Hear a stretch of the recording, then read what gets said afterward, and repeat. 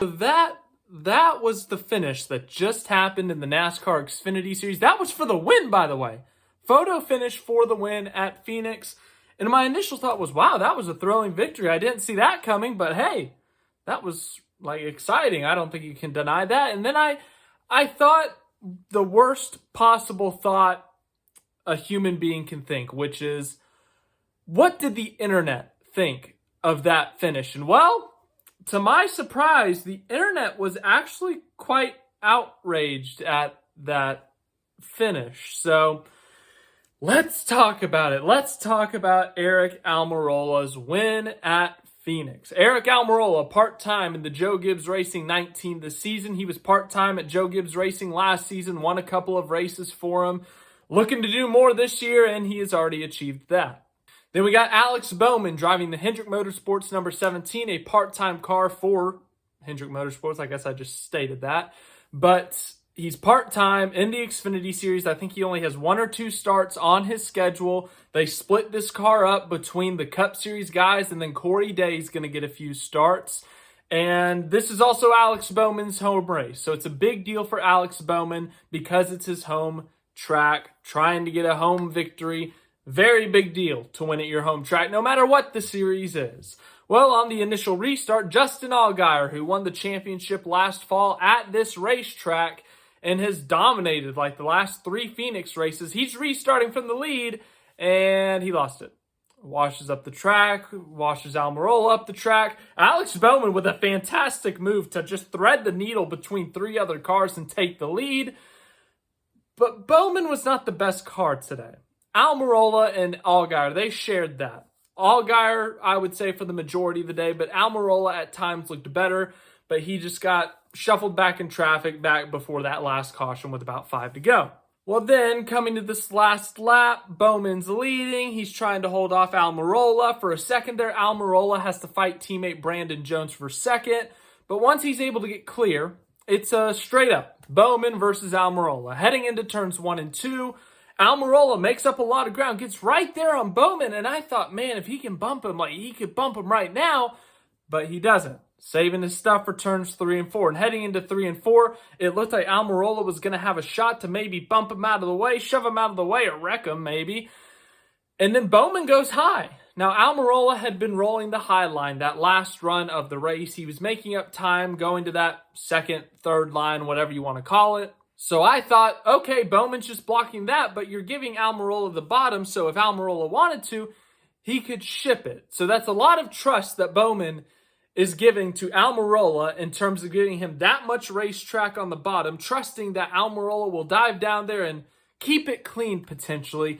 But if Bowman can just hold the top, Almirola races him clean. You're thinking you'll roll that top to the checkered flag. Oh, he's in the wall. Almirola did not necessarily keep it clean. He sent it, as they say on the internet. So Aric Almirola, he sees the opportunity. He sees the giant gap on the bottom that Alex Bowman has given him, and he ships it in there, hits Bowman. Bowman hits the wall, and as a result, Aric Almirola wins by, let me see the little margin here, 0.045 seconds. One of the closest finishes in Xfinity Series history, by the way, and it comes at Phoenix Raceway. The reason it's controversial, and I don't think it helps that last week we had a really clean finish. I think this is adding a little bit to it. But look, there are instances in NASCAR where we see a bump and run happen, where the bottom line is preferred. Second place car just gives a little bit of a tap to the first place car, washes up the racetrack just a little bit, like 1 or 2 grooves, and the second place car goes on to win. We've seen instances where someone gets doored, someone sends it and pushes them way, way up the track, and they themselves, as they make the pass, they go up the track, and maybe the second place car goes to 3rd or 4th as a result. And then, of course, we see utter annihilation where someone, Austin Dillon, for example, ships Joey Logano. Joey Logano goes from leading in turn 3 of the race with a quarter of a lap to go to finishing 33rd or whatever it was. So we see this wide range of how NASCAR races can finish when it comes to contact itself. at some of these short tracks or the short track style of racing. But the thing that's kind of, I guess, controversial about this one is that Bowman, and once again, in today's age and era of NASCAR racing, it's so tough when you're racing into that last turn and someone is close enough to do anything to you. Because if Bowman goes to the bottom there's the potential that Almirola bump and runs him or wrecks him into the fence, just absolutely ships him through 3 and 4. If Bowman goes high like he does, that's leaving a lot of space on the bottom, and we saw the ultimate results of it. And as I said, it looked like Bowman was expecting him to race clean. He came on the radio after the race saying, well, I guess the guy's got to beat me by pinching me or pushing me into the wall. That sucked. And then Almirola came on the post-race interview, and he essentially said, yeah, I knew I was going to use him up a little bit. I didn't think I did anything too egregious. And, I mean, you look at the results. Almirola won, Bowman second, so it could have been worse, but I kind of understand the outrage. We had such a clean finish at the Circuit of the Americas last week in the Cup Series. 4 guys all under a blanket fighting for the win. Christopher Bell did his best to not wreck Kyle Busch for the win. He dodged him a couple times because he overshipped the corner, and then he finally made a clean pass. And then we saw William Byron kind of in the same situation as Almirola entering turns 1 and 2 on that last lap, where he was able to get right on that bumper, and he really could have shipped him if he wanted to, but he didn't. And ultimately, he tried his hardest, but he settled for second rather than making someone mad. And once again, Almirola, a part-timer, not fighting for a championship. He's just fighting for trophies at this point. So at the end of the day, it really can't hurt him, I guess.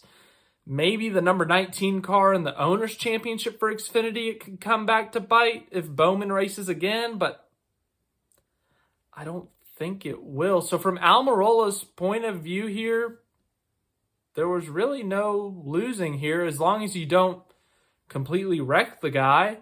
You're part-time. You're only fighting for wins. Second place doesn't get you anything. So sure, why not send it? Why not throw it in there and put him in the wall a little bit, see what happens. Try to win the race. But from Bowman's perspective, I raced you clean. I passed you clean. I gave you that whole inside line thinking that you would race me clean. And you didn't. That kind of sucks, dude. Why? So I guess those are just a few different vantage points of that incident. All that space on the bottom, Almirola used up every inch of it, put him in the fence. A lot of controversy. The internet is outraged, as they always are. As I said, it was a terrible thought for my second thought to be, what did the internet think of this? And once again, a lot of people are outraged. I'm not overly outraged because, once again, Bowman still finished second in this race. It's not like the Dylan Logano thing or even Elliott Hamlin from all those years ago. Or once again, it's not overly outrageous. I'm sure Bowman fans or Hendrick fans or Chevy fans or Almirola haters, do they even exist? Well, I guess now they do if you hate Almirola for that move. But I guess those people were going to be mad at that. But as I said, not the most outrageous move. I can understand the frustration. After last week, sure, I wish every finish we see could be clean and perfect and all nice and tidy. But it's NASCAR. Rubbing's racing, as they say. So, once again, not completely sure at the over outrage. It's not like, for another Xfinity example specifically, it's not like what Ty Gibbs did to Brandon Jones 3 years ago. So yeah, let me know what your thoughts are. Once again, I'm expecting some outrage in the comments because it's all over the internet from what I've seen, but thanks for watching this video. Tomorrow we got the Cup Series race, but Xfinity put on a decent show today, actually. I'm curious to see how the tires work tomorrow in Cup.